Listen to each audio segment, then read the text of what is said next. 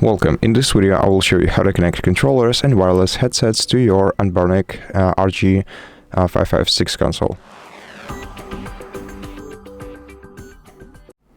To connect, for example, a DualSense wireless controller to PS5 to this console, you have to put it into pairing mode, and to do this, make sure that it's charged, the controller, and hold down the PS button and create button at the same time until the lights on your controller start throbbing.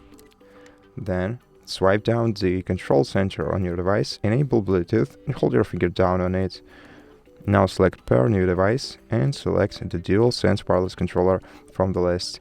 It's very similar for Xbox controllers. Just tap pair. And now you can start using your controller to control your device's display.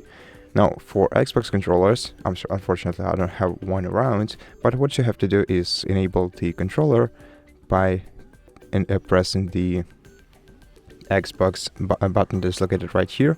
And once your controller is enabled, hold your finger down on the pairing button until you see your devices, until you see your Xbox controller on the list, and then tap on it to connect to it. Now, as for the Bluetooth headsets, you have to also first put them into pairing mode, and normally when your Bluetooth headset is in pairing mode, it will start flashing rapidly like this. I'm unsure how to explain the enabling pairing mode on Bluetooth headsets because it's different for each headset that you might use.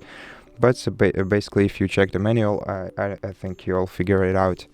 So once your device is in pairing mode, tap pair new device, and then find your wireless headset here. Tap on it and wait until it's paired. Then select pair. And now your wireless headset is successfully connected to a console. Thank you for watching this video. If you liked it, please consider subscribing to our channel, leave us a like and a comment below, and I'll see you in the next one.